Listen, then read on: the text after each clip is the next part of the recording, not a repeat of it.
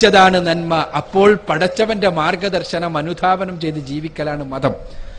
മതം ഏതൊരു മനുഷ്യനും, ഒരാളാണെങ്കിലും ഒരു സമൂഹമാണെങ്കിലും കുടുംബമാണെങ്കിലും ഏത് ഒരു മനുഷ്യനും അനിവാര്യമാണ് എന്നുള്ളതാണ് ഇസ്ലാമിന്റെ ഈ രംഗത്തുള്ള കാഴ്ചപ്പാട്.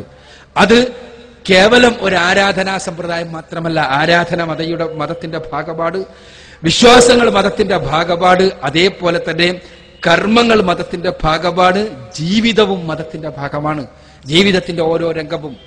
ഉദാഹരണത്തിന് എന്റെ ബഹുമാന്യനായ സഹോദരൻ വ്യാപാര വ്യവസായി സമിതിയുടെ അലുമിനിയുടെ യൂണിറ്റിന്റെ പ്രധാനപ്പെട്ട ഒരു സ്ഥാനം വഹിക്കുന്ന വ്യക്തിത്വം. വ്യാപാരത്തിൽ ഇന്ത്യ ഗവൺമെന്റ് പഠിപ്പിക്കുന്ന നിയമങ്ങളുണ്ട്.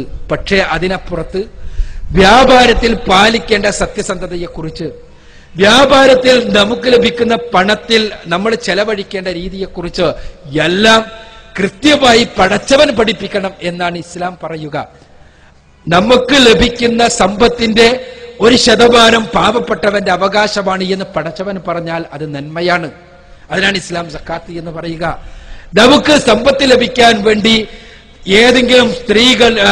ഏതെങ്കിലും ചരക്ക് കച്ചവടം ചെയ്യാൻ ഏതെങ്കിലും സുന്ദരികളായ സ്ത്രീകളുടെ തുണി അടിച്ചും തുണിയുരിച്ചും അർദ്ധനഗ്നകളാക്കി വെച്ചും ആ പ്രോഡക്റ്റ് ജനങ്ങൾക്കിടയിൽ പ്രചരിപ്പിക്കുന്നത് തിന്മയാണ് എന്നാണ് ഇസ്ലാം പറയുക. അത് നന്മയാണ് എന്ന് മാർക്കറ്റിംഗ് വിദഗ്ധന്മാർ പറഞ്ഞാലും, ഇങ്ങനെ ഏത് രംഗത്താണെങ്കിലും കൃത്യമായ മാർഗനിർദ്ദേശം ആ രംഗത്ത് അനിവാര്യമാണ് എന്നുള്ളതാണ് ഈ രംഗത്തെ ഇസ്ലാമികമായ കാഴ്ചപ്പാട്. അഥവാ മതം ജീവിതത്തിന്റെ ഏത് രംഗത്തും അനിവാര്യമാണ്. ഗാന്ധിജി പറഞ്ഞല്ലോ, എന്റെ രാഷ്ട്രീയം എന്റെ മതത്തിന്റെ ഭാഗമാണ് എന്ന്. ഗാന്ധിജിയെ സംബന്ധിച്ചിടത്തോളം ഗാന്ധിജി വിശ്വസിച്ച ഹിന്ദു മതത്തിന്റെ ഭാഗമായിരുന്നു അദ്ദേഹത്തിന്റെ അഹിംസാ രാഷ്ട്രീയം.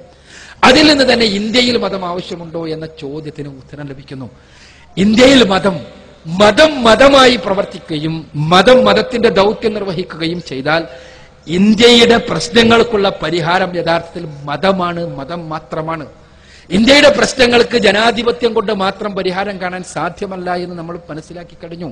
ജനാധിപത്യം ഒരു രാഷ്ട്രീയ പ്രക്രിയ മാത്രമാണ്. ജനാധിപത്യത്തിൽ എന്താണ് സംഭവിക്കുന്നത് എന്ന് ചോദിച്ചാൽ, സ്വാധീനമുള്ള അല്ലെങ്കിൽ സ്വാധീനമുണ്ടാക്കുന്ന ഒരാൾ നിയമസഭയിലെത്തുന്നു, അയാൾ മന്ത്രിയാകുന്നു, അയാൾ ഉയർന്നവനാകുന്നു, നമ്മളെല്ലാം അയാൾക്ക് വോട്ട് ചെയ്യുന്നു. പക്ഷേ അയാളുടെ സ്വകാര്യമായി നടക്കുന്ന ചൂഷണങ്ങൾ നമ്മൾ അറിയുന്നില്ല. പലപ്പോഴും അത് നിരന്തരമായി നടക്കുന്നു. നമ്മൾ ഇപ്പോഴും 2G ആയും 3G ആയും എല്ലാം പുറത്തു വന്നുകൊണ്ടിരിക്കുന്ന അഴിമതി കഥകളുടെ വലിയ വലുപ്പം നമുക്കറിയാം. ഞാൻ അതിന്റെ രാഷ്ട്രീയത്തിലേക്കല്ല പോകുന്നത്.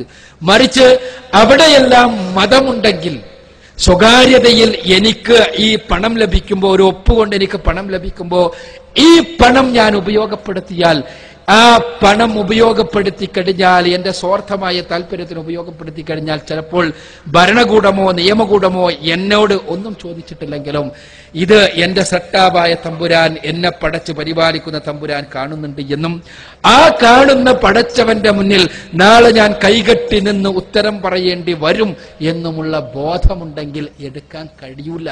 അതാണ് മതത്തിന്റെ ദൗത്യം. അവിടെ മതം യഥാർത്ഥ സാമൂഹ്യ ദൗത്യം നിർവഹിച്ചു